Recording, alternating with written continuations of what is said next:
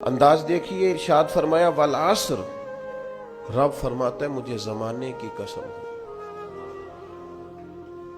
اللہ کو بھی قسم اٹھانے کی ضرورت ہے، مالک کریم کو بھی کیا حاجت ہے کہ وہ قسم اٹھائے، لیکن تاکید کر کے بات ذہن میں اتارنے کے لیے۔ انسان کا مزاج ہوتا ہے نا، جس بات پہ قسم اٹھائی جائے اس کو انسان سمجھتا ہے زیادہ پکی ہے، تو تب انسانی کے مطابق بات کی۔ فرمایا والعصر، زمانے کی قسم ہو۔ انسان کو پیدا کرنے والا رب قسم اٹھا کے انسان کی ایک بات کرتا ہے، والعصر، مجھے قسم ہو زمانے کی، ان الانسان لفی خسر۔ انسان کو پیدا کرنے والا رب فرماتا ہے بے شک انسان خسارے میں، گھاٹے میں، نقصان میں۔ لوگ اس کو کہہ رہے ہیں بڑا سیٹ ہے، لوگ کہہ رہے ہیں بڑا کامیاب، یہ بھی کہہ رہا ہے اللہ کا بڑا شکر ہے، لیکن پیدا کرنے والا رب، انسان کو بنانے والا، اس کو جاننے والا رب فرماتا ہے مجھے زمانے کی قسم ہو یہ نقصان میں ہے۔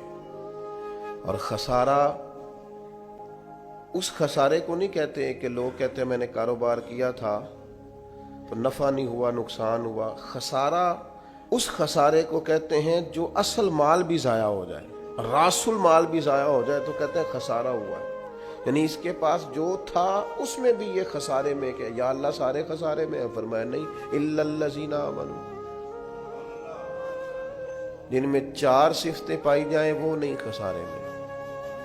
ان میں پہلی صفت یہ ہے کہ الا الذین آمنوا، بے شک وہ لوگ جو ایمان لائے، مگر وہ لوگ جو ایمان لے آئے، جن کا ایمان مضبوط ہو، جن کا عقیدہ ہو کہ اللہ ہمارا رب ہے، وہی پیدا کرنے والا ہے، وہی رزق دینے والا ہے، اسی کی تقدیر کا غلبہ ہے، رب کریم ذرے ذرے کو جانتا ہے، اللہ تعالیٰ نے جس حال میں رکھا ہے یہی حال میرے لیے بہتر ہے۔ انسان محنت پوری کرے، نتیجہ اپنے رب پہ چھوڑ دے، اسباب سارے جمع کرے، بھروسہ اپنے اللہ تعالیٰ پہ کرے، عقائد کے لحاظ سے پختہ ہو، اور پھر اس کا عقیدہ ہو کہ بعد از خدا بزرگ توئی قصہ مختصر۔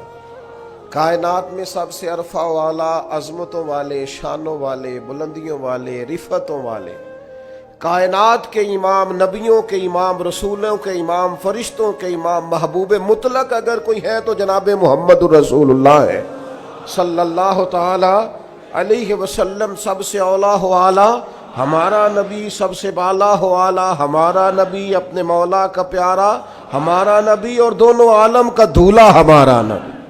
نظریاتی پختگی حاصل ہو، عقائد پختہ ہو، ایمان میں عقائد پوری طرح داخل ہے، عقائد اہل سنت کا پابند ہو بندہ۔ پھر ایک اور بنیادی عقیدہ ہے، اسی ضمن میں سارے عقائد آ جاتے ہیں، فرشتوں پر بھی ایمان ہو، اللہ کے تمام انبیاء پر ایمان ہو، اچھی بری تقدیر پر ایمان ہو، لیکن ایک بنیادی عقیدہ جس کو عقیدہ آخرت کہا جاتا ہے، اس پر انسان کا ایمان ہونا بڑا ہی ضروری ہے۔ اگر آخرت پر ایمان کمزور ہو جائے تو دنیا میں جتنے بھی عمل ہم کرتے ہیں یہ سارے کمزور ہو جائیں۔ یہ جو لوگ ڈپریشن میں، ٹینشن میں، انزائٹی میں چلے جاتے ہیں اور ایک بات بار بار کرتے ہیں کہ میرے ہی ساتھ ایسا کیوں ہوتا ہے، آخر بڑی ہی کوشش کے بعد میں ہی ناکام کیوں رہ گیا، تو انہیں بتایا جائے گا کہ کامیابی پتہ کیا ہے؟ لا یستوی اصحاب النار و اصحاب الجنہ، اصحاب الجنت هم الفائزون۔ جنتی اور جہنمی برابر نہیں ہیں، کامیاب وہ ہیں جنہیں اللہ تعالیٰ نے اصحاب جنت بنایا ہے۔ جو جنتی ہیں وہ کامیاب ہیں، جس کو اپنی آخرت کے تعلق سے اللہ تعالیٰ نے فکر سلیم دی ہے، راہ ہدایت دی ہے، اعمال حسنہ پر استقامت دی، اور وہ سمجھتا ہے کہ میں محنت اپنی آخرت کو ٹھیک کرنے کے لیے کر رہا ہوں، جد و جہد میری اپنی قبر کے لیے، حشر کے لیے، آخرت کے لیے۔ آخرت پر جس بندے کی توجہ ہے وہ بندہ کامیاب ہے۔ اس لیے دنیا میں اگر دنیاوی طور پر کوئی ناکامی آ بھی جائے تو کوئی اتنی بڑی ناکامی نہیں ہے، اس لیے کہ اصل کامیابی آخرت کی کامیابی۔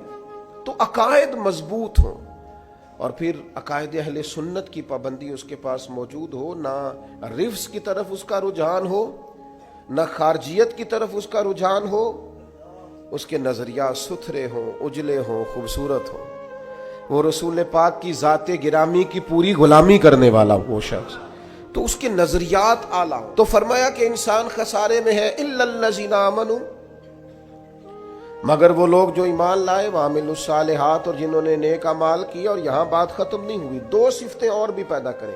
یہ دو باتیں ان کی اپنی ذات تک تھیں، آمنوا وعملوا الصالحات، یہ دو باتیں ان کے اپنے لیے تھیں۔ اب وہ سوسائٹی کو کیا دیں؟ دو کام معاشرے کے لیے بھی کریں، وتواصوا بالحق، حق بات کی نصیحت کریں وہ معاشرے میں، خیر کی بات کی نصیحت کریں، وائرل باتیں نہ کریں کہ آج کل یہ موضوع چل رہا ہے تو ذرا میں اس پر بولوں گا تو کچھ ویوز میرے بھی بڑھ جائیں گے، وائرل باتیں نہیں کریں۔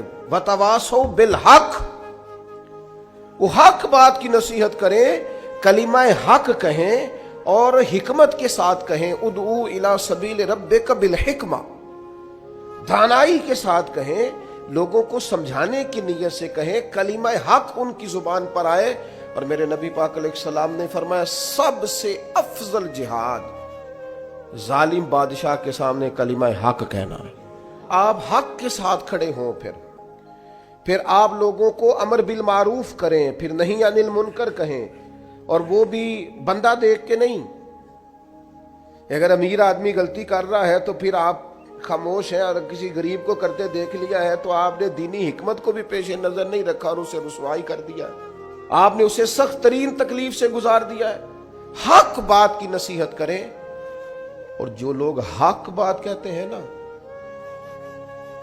ان پر تکلیف بھی آتی ہے، تکلیف آتی ہی ہمیشہ حق کہنے والوں پر۔ تو چونکہ میدان لگایا ہے، اب حق میں نکلے ہو، اب تم نے سفر شروع کیا ہے تو بھئی پیروں پہ چھالے تو پڑیں گے، سفر کرو گے تو تھکاوٹ تو ہوگی، کوئی رستہ طے کرو گے تو گرد تو پڑے گی، اگر کسی سمت تیز دوڑو گے تو مخالف سمت سے ہوا تو تیز آئے گی۔ اب وہاں گھبرانا نہیں، کمزور نہیں پڑنا، تھکی باتیں نہیں کرنی۔ اب ایسا نہ ہو کہ تم نے معذرت خواہانہ رویہ اختیار کیا، وتواصوا بالحق وتواصوا بالصبر، وہ حق بات کی وصیت کرتے ہیں اور ایک دوسرے کو صبر کی تلقین کرتے ہیں۔ چار صفات پیدا کریں تو خسارے سے بچ سکتے